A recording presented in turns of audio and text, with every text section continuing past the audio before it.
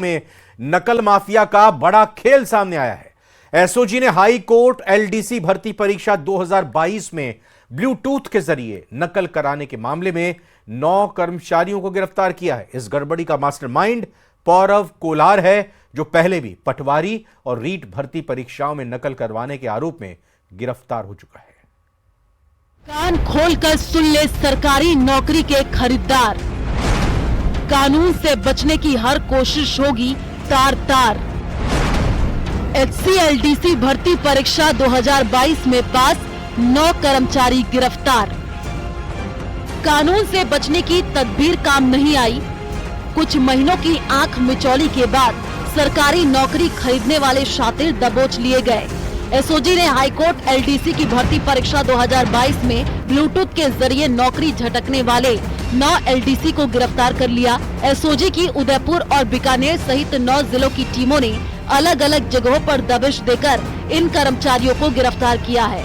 SOG के ADJ VK Singh ने बताया कि ईओ और आरओ भर्ती परीक्षा 2022 की जांच के दौरान एसओजी ने कई गिरफ्तारियां की।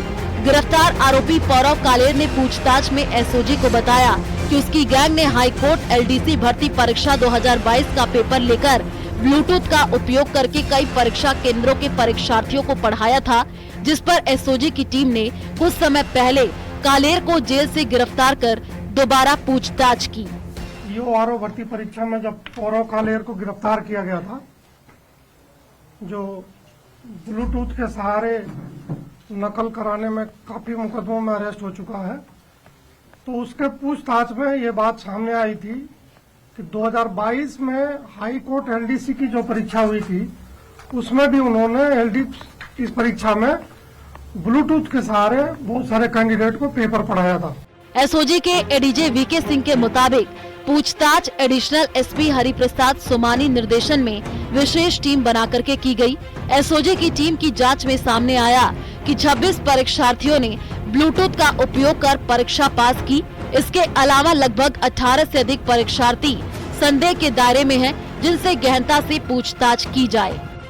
पूछताछ से जो खुलासा हुआ, उसके बेसिस पे एसओजी की टेक्निकल टीम ने फर्दर वेरिफिकेशन करते हुए और उनको चिन्हित किया है जो एक्चुअल में एग्जाम में बैठे थे और जिन्होंने ब्लूटूथ का उपयोग किया है। ऐसे लोगों के खिलाफ वेरिफिकेशन के आधार पर कल एफआईआर दर्ज किया था, और चूंकि वो विभिन्न जिलों में विभिन्न अदालतों में पोस्टेड हैं, उनमें से कुछ लोगों को चिन्हित करके पहली खेप में 9 लोगों को गिरफ्तार कराया गया है। जो स्थानीय जिला की टीम है, उन्होंने उनको दस्तयाब किया है, और ये अलग अलग जगहों से, दूर दराज से, पाली से, उदयपुर से, भीलवाड़ा से, सीकर से, चूरू से, ये सब ट्रांजिट में है। 12 और 19 मार्च 2023 को हाईकोर्ट एलडीसी भर्ती परीक्षा 2022 हुई थी। राजस्थान उच्च न्यायालय जोधपुर ने 11 जून 2023 को परीक्षा का परिणाम जारी किया था। ये परीक्षा 2800 से अधिक पदों के लिए आयोजित की गई थी। Bureau report, news 18 Rajasthan. Udaipur दौरे पर बीजेपी नेता राजेंद्र राठौड़ ने कांग्रेस प्रदेश अध्यक्ष गोविंद सिंह डोटासरा और चूरू सांसद राहुल कसवा पर कटाक्ष किया। राजेंद्र राठौड़ ने कहा कि डोटासरा को फोबिया हो गया है, आरएसएस और भाजपा की एबीसीडी नहीं पता और टिप्पणी करते हैं। वहीं राहुल कसवा को कहा कि राहुल कसवा पश्चाताप करें। जी की टिप्पणी पर मैं क्या बात कहूं, उनको इस तरह का फोबिया हो गया है कि वो एक ऐसे संगठन पर, जिस संगठन के बारे में उनको एबीसीडी नहीं मालूम, उस पर भी आकर टिप्पणियां करते हैं। उन्हें वो भयक्रांत है कि सरकार जिस ओर बढ़ रही है, पिछली सरकार के समय में जो भ्रष्ट कारनामा है, उनकी परतें खुलती जा रही है। पेपर लीक पर बहुत से लोगों के खिलाफ कार्रवाई हुई, इसलिए इस प्रकार की भूमिका वो बात करते हैं। विधानसभा का सत्र आ रहे हैं, उसमें वो बात कहें तो अच्छा लगेगा। मैं समझता हूं कि उनको पश्चाताप करना चाहिए। उनके और उनके पिताजी ने मेरे साथ कई दशकों तक मेरे सहभागी रहे। आज की तारीख में मैं तो शासन में हूं भी नहीं, उनको मेरे चारों तरफ गुंडा दिखते हैं, तो उन्होंने इतने वर्ष तक साथ बिताए, जरा उस बातों को याद कर लें, पुरानी बातों को याद कर लें। बीकानेर में शिक्षा विभाग हेडक्वार्टर से शिक्षा मंत्री का गोपनीय दस्तावेज लीक हो गया। इससे पहले सबसे चौंकाने वाली बात यह है कि इन दस्तावेजों में चित्तौड़गढ़ के गंगरार स्थित सरकारी स्कूल में हुए अश्लील कांड के आरोपी शिक्षक ही की सिफारिश का पत्र भी वायरल हो गया है। यह आदेश 10 जनवरी का है, जिसमें आरोपी शिक्षक को ब्लॉक कोऑर्डिनेटर लगाने की सिफारिश की गई है। इतना ही नहीं, करीब 1 दर्जन से ज्यादा गोपनीय दस्तावेज ऐसे लीक हुए हैं जिनमें शिक्षा सचिव और मंत्री कार्यालय के विशिष्ट सहायक सचिव के पद और कोऑर्डिनेटर की सूची शामिल है। शिक्षा विभाग से गोपनीय दस्तावेज लीक होने से हड़कंप मचा हुआ है। विभाग में मंत्री का गोपनीय पत्र लीक हो जाने के बाद हड़कंप सा मच गया है और आखिरकार अब उस कार्मिक को ढूंढा जा रहा है जिसने ये कारनामा किया है। फिलहाल ये माना जा रहा है कि सचिवालय के स्तर पर ही ये जो पत्र है वो लीक हुआ है, लेकिन अभी तक ये पता नहीं चल पाया कि किस स्तर पर इस पत्र को लीक किया गया और इसके पीछे मंशा क्या है। हैरानी की बात यह है कि उनमें से एक पत्र ऐसा है जिसमें शिक्षा मंत्री ने खुद उस शिक्षक की अनुशंसा की है जिस पर कई गंभीर आरोप लगे हैं और उसे विभाग ने अब निलंबित भी कर दिया है। देखने वाली बात यह होगी कि आखिरकार अब इस पूरे मामले में शिक्षा विभाग क्या खुलासा करता है और इस जो विभाग की गोपनीयता है उसकी साख को बचाने के लिए विभाग किस तरह के कदम उठाता है। बीकानेर से न्यूज़ 18 के लिए विक्रम जागरवाल। अलवर से खबर, जहां शहर में 2 जगह पर फायरिंग की घटना का खुलासा हो गया है। पुलिस ने इस मामले में तार मोहम्मद और दीपक शर्मा को गिरफ्तार किया है। पहली घटना 26 तारीख को मनु मार्ग पर, वहीं दूसरी घटना 27 जनवरी को राठ स्कूल के सामने गोली चलने की हुई थी। तार मोहम्मद आदतन अपराधी है जो घटना के बाद से ही फरार चल रहा था। पुलिस ने शहर से दूर जंगलों से इसको गिरफ्तार किया। इस मामले में दोनों से पूछताछ की जा रही है। कुछ और लोगों की भी गिरफ्तारी हो सकती है। फिर 2 टीम गठित की थी, कोतवाली और एनबी थाने की, और जो इसमें कोतवाली थाने में जो मुकदमा दर्ज था उसका जो मुख्य आरोपी था तार मोहम्मद, उसको हमने शेखपुर के जो पहाड़ियाँ थी वहाँ से दबिश मार के पकड़ा।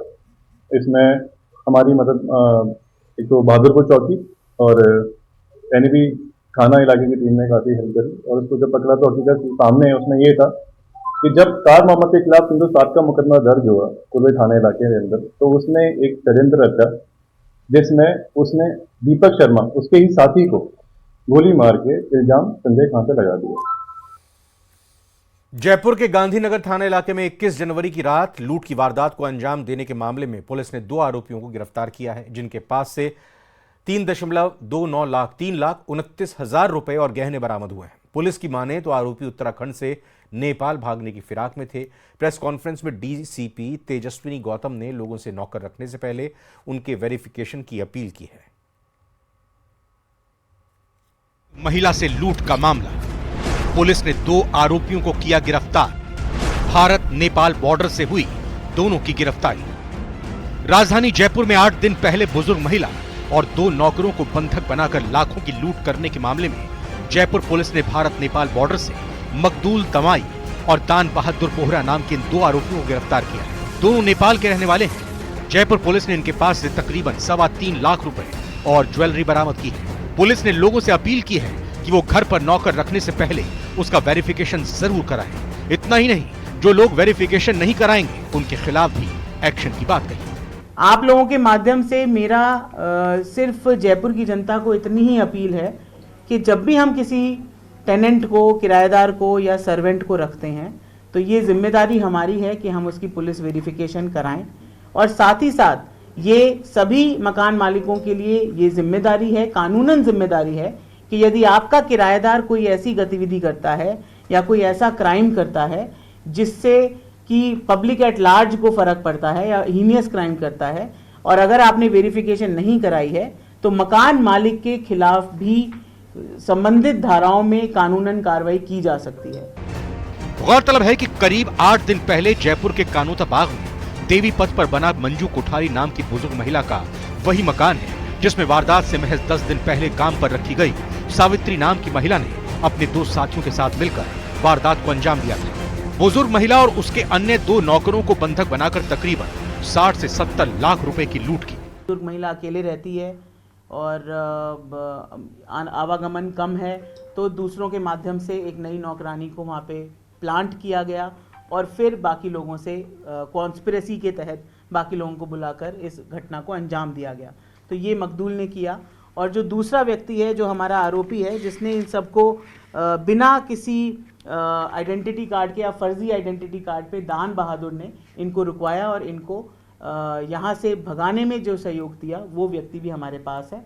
हमारे पास लूटी हुई रकम का लगभग 1/3 से ज़्यादा रकम हमने अभी तक रिकवर कर ली है और सोने और चांदी के काफ़ी आइटम्स जो परिवादिया ने बाद में हमें बताए थे, क्योंकि एफआईआर के टाइम पे वो इसको नहीं गिन पाई थी, तो वो भी हमने काफ़ी हद तक रिकवर इनसे कर लिया है। पुलिस ने लूट के खुलासे के लिए सीसीटीवी कैमरे और मोबाइल लोकेशन की भी मदद ली। उस टैक्सी ड्राइवर से भी पूछताछ हुई जिसमें बैठकर सभी आरोपी फरार हुए थे, जिसने आरोपियों को मथुरा बस स्टैंड पर छोड़ने की बात कही थी, जिसके बाद पुलिस की एक टीम मथुरा के लिए रवाना हुई।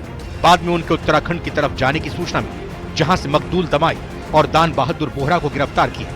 वहीं 3 आरोपियों को नेपाल पुलिस ने पकड़ा है, जिन्हें पूरी प्रक्रिया के तहत जयपुर लाने की तैयारी है।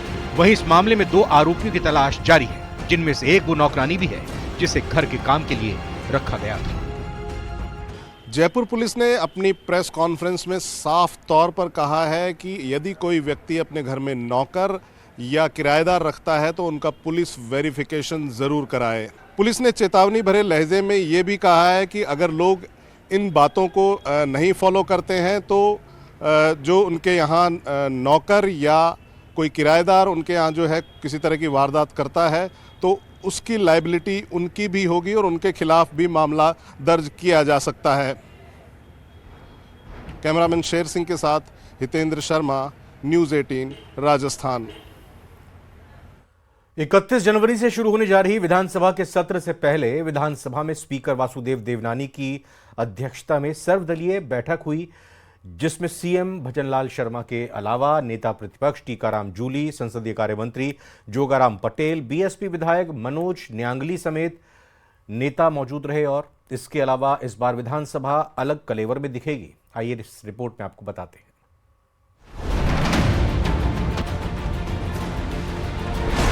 बजट सत्र से पहले बदली विधानसभा की तस्वीर। ग्रीन की जगह पिंक किया कारपेट। विपक्ष ने साधा सरकार पर निशाना। टीकाराम जूली बोले, ये राजसी ठाट बाट का प्रतीक। कलर एक मैं समझता हूं राजसी ठाट बाट का प्रतीक नजर आता है। 16वीं विधानसभा का बजट सत्र 31 जनवरी यानी शुक्रवार से शुरू हो रहा है, लेकिन इस बार विधानसभा की तस्वीर आपको बदली हुई नजर आएगी। एक तरफ माननीय के आसन पर टैबलेट लगा दिए गए हैं, तो दूसरी ओर हरा दिखाई देने वाला कारपेट अब पिंक हो गया है। तो वायरिंग में पुराना कारपेट और बाकी बदलना एक आवश्यक हो जाता है। उसके बाद लगा कि गुलाबी नगरी है, तो गुलाबी नगरी में गुलाबी रंग यदि लेते हैं तो और अच्छा रहेगा। और वैसे भी इस बिल्डिंग का जो कलर है लगभग गुलाबी से मिलता जुलता है। विधानसभा के फ्लोर का रंग अब पिंक हो गया है। ऐसे में सत्ता पक्ष का विपक्ष के निशाने पर आना लाजमी था। इसे मुद्दा बनाते हुए नेता प्रतिपक्ष टीकाराम जूली ने सरकार की मंशा पर सवाल खड़े किए हैं। पहले जो हरा कलर था, जो एक किसान का, समृद्धि का, जमीन का, जुड़ाव का प्रतीक वो कलर था, और अब सरकार ने अपने हिसाब से चेंज किया है। तो हो सकता है राजसी ठाट बाट वाली बातें यहाँ पे होंगी। किसान की, मजदूर की बात अब कौन सुनेगा? ये तो सरकार की जो मंशा है, सरकार का जो विजन है, सरकार का जो रंग है वो बता रहा है। देखिए, भारतीय जनता पार्टी के पास उपलब्धि तो राजस्थान में काम की जीरो है। अब इन्होंने विधानसभा का जो कारपेट हरा था उसको गुलाबी कर दिया, तो उससे जनता की आंखों में गुलाबीपन नहीं आया, कोई फायदा नहीं हुआ। आप मुझे बताइए, बीजेपी को इतनी तकलीफ है तो तिरंगे में सबसे ऊपर केसरिया है, फिर सफेद है, फिर हरा है, तो तिरंगे से आप हरे को हटा दोगे क्या? भारतीय जनता पार्टी की नीयत खराब है। सरकार की कोशिश है कि इस बजट सत्र को पेपर और पेपरलेस दोनों तरीके से चलाया जाए।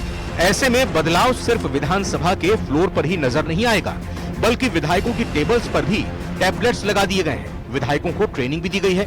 हमने टेबलेट, आईपैड लगाए हैं, उसको टेस्ट भी कर लिया है और उस पर अपने एमएलएस को हमने ट्रेनिंग का भी आयोजन किया, लगभग सामूहिक रूप से एक आयोजन किया, फिर छोटे छोटे ग्रुप में दूसरा चरण भी उसका हमने निभाया और लगभग 110 एमएलए के आसपास प्रशिक्षण लोगों ने लिया, माननीय सदस्यों ने।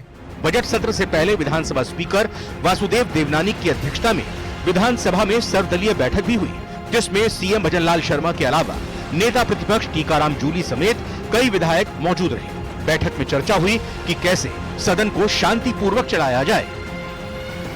विपक्षी साथियों से भी हमने अपेक्षा की कि जो मुद्दे रखे जावे उन मुद्दों को आपस में नियमों के अनुसार रखेंगे तो उसका सरकार जवाब पूरा देगी। सरकार चल नहीं रही है, 1 साल हो गई है, सिर्फ और सिर्फ बेढम कुछ बोल दे। बेढम आंकड़े तो लेके बोले। बेढम साहब हमारी सरकार के गृह राज्य मंत्री हैं, वो बता दें कि राजस्थान में कौन सा जिला कानून व्यवस्था में सबसे खराब स्थान है, फिसड्डी है, तो नाम आएगा भरतपुर। देखिए, सर्वदलीय बैठक का मूल उद्देश्य एक ही था कि सदन हमारा 31 तारीख से सदन चल रहा है और 31 तारीख से लेकर मार्च तक जब सदन चले, ये बड़ा शांतिपूर्वक चले, राजस्थान की जनता की आम आवाज को लेकर हम सदन के समय का सदुपयोग करें, इस बात को लेकर चर्चा हुई। सर्वदलीय बैठक हो चुकी है। अब 30 जनवरी को बीजेपी विधायक दल की बैठक होगी। ये बैठक सीएम की अध्यक्षता में उनके आवास पर 30 जनवरी दोपहर 2 बजे बुलाई गई है। 31 जनवरी को बजट सत्र की शुरुआत राज्यपाल हरिभाऊ बागड़े के अभिभाषण से होगी, जिसके बाद 3 से 6 फरवरी तक उनके अभिभाषण पर सदन में चर्चा होगी। मुख्यमंत्री भजनलाल शर्मा 7 फरवरी को बहस पर जवाब देंगे। इसके बाद 19 फरवरी को बजट पेश किया जाएगा। बजट सत्र की शुरुआत में कुछ ही वक्त बचा है, लेकिन उससे पहले सदन के फ्लोर की बदली रूपरेखा विपक्ष को सत्ता पक्ष पर हमला करने का मौका दे रही है। ऐसे में विपक्ष के तेवर बता रहे हैं कि बजट सत्र हंगामेदार रह सकता है। Bureau report, news 18 Rajasthan. और सियासतदान की जुबान से निकली कोई बात अननोटिस नहीं रहती, इसीलिए जनता के चुने हुए प्रतिनिधियों से खास समझदारी की उम्मीद रहती है। लेकिन वोट बैंक के चक्कर में कुछ लोग वैसे बयान दे जाते हैं जिस पर अच्छा खासा घमासान छिड़ जाता है। हनुमानगढ़ से आई ही एक रिपोर्ट ऐसी है, इसमें देखिए आप हुआ क्या। निर्दलीय विधायक का बयान, मच गया घमासान। सर्व समाज की हुंकार, नहीं चलने देंगे नफरत का कारोबार। धरना, प्रदर्शन, आक्रोश और ज्ञापन।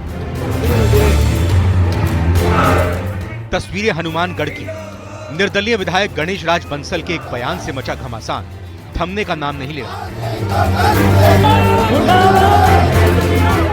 दरअसल मंगलवार को हनुमानगढ़ जिले के जनक्षेत्र क्षेत्र में स्थित जांगीर सुथार धर्मशाला में मूल ओबीसी जन जागृति मंच के बैनर तले एक बैठक आयोजित की गई, जिसमें मूल ओबीसी समुदाय की एकता बनाए रखने के लिए संगठित प्रयास करने का संकल्प जताया गया और मूल ओबीसी का अधिकार छीनने का प्रयास कर रहे जाति विशेष के उम्मीदवारों का विरोध करने की बात कही गई।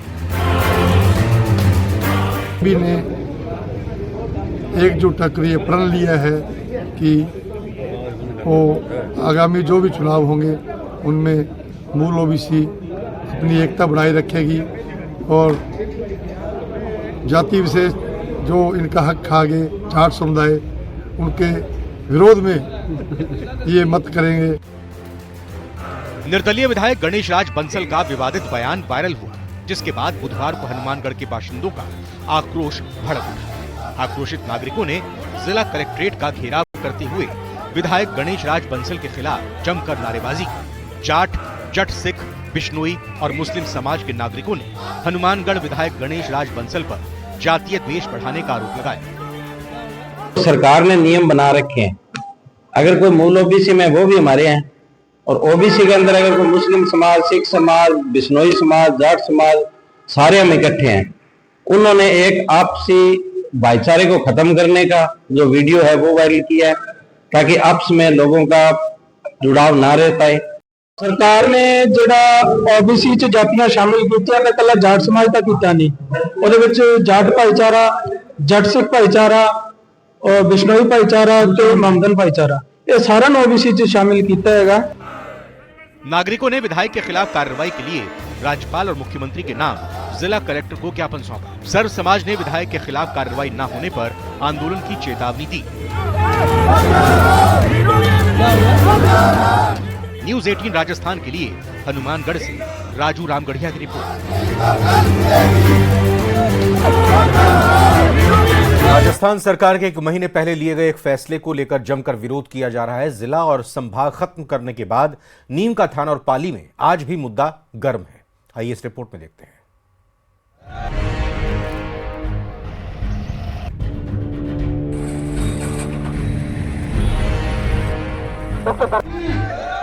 नीम का थाना को जिला निरस्त करने के बाद नीम का थाना से अलग हुए खेतड़ी को जिला बनाने की मांग एक बार फिर उठने लगी है। खेतड़ी जिला बनाओ संघर्ष समिति के आह्वान पर खेतड़ी कस्बा बंद रहा। खेतड़ी बंद को व्यापार मंडल और सब्जी मंडी के विक्रेताओं का समर्थन भी मिला। खेतड़ी को जिला बनाने की मांग को लेकर खेतड़ी जिला बनाओ संघर्ष समिति ने मुख्य बाजार से उपखंड कार्यालय तक आक्रोश रैली भी निकाली और सरकार को आंदोलन की चेतावनी दी। व्यापार संघ के जो व्यापार मंडल अध्यक्ष हैं उन्होंने भी खेतड़ी बंद रखे, बढ़िया सहयोग किया और हम ये चाहते हैं कि वो जुलूस के रूप में सब आए, यहाँ उपखंड कार्यालय के सामने आए और यहाँ मुख्यमंत्री के नाम ज्ञापन भेजा। हम चाहें कि ये ठिकाना की विरासत है, खेतड़ी बहुत बड़ी विरासत है, ये सब मानदंड पूरे करती है, तो इसलिए इसको खेतड़ी को जिला बनाया जाए। व्यापार मंडल से सहयोग मांगा था और व्यापार मंडल पूर्ण समर्थन करता है। तमाम व्यापारी अपनी स्वेच्छ इच्छा से अपने प्रतिष्ठान बंद रखे।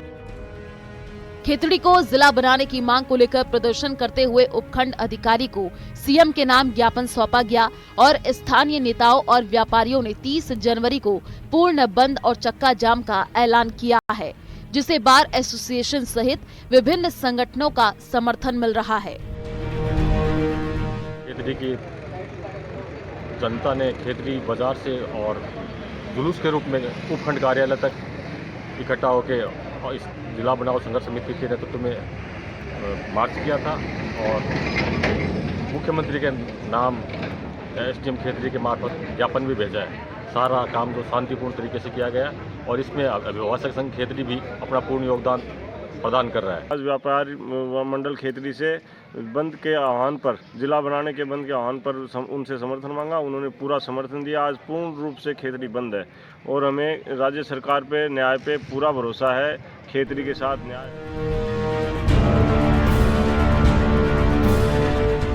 वहीं शाहपुरा जिला खत्म करने का भी विरोध तेज हो चुका है। जिला बचाओ संघर्ष समिति के आह्वान पर शाहपुरा के भी बाजार बंद रखे गए। बाजार बंद के दौरान खाने पीने, चाय, मेडिकल स्टोर, इसके साथ ही संघर्ष समिति ने महलों के चौक में महापड़ाव सभा का भी आयोजन किया और आम सभा के बाद आक्रोश रैली निकाली गई। शाहपुरा जिला दोबारा बनाने की मांग करते हुए 15 दिनों का अल्टीमेटम भी दिया गया।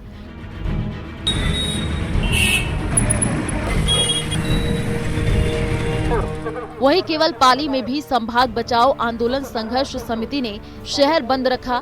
इस बंद को पाली के 36 कौम के लोगों के साथ व्यापार मंडल ने भी पूर्ण समर्थन दिया, जिसके चलते सभी लोगों ने प्रतिष्ठान बंद रखकर पाली बंद का समर्थन किया। हालांकि इस दौरान आवश्यक सेवाओं को बंद से बाहर रखा गया ताकि आम आदमी को परेशानी का सामना न करना पड़े। Bureau report, news 18 Rajasthan.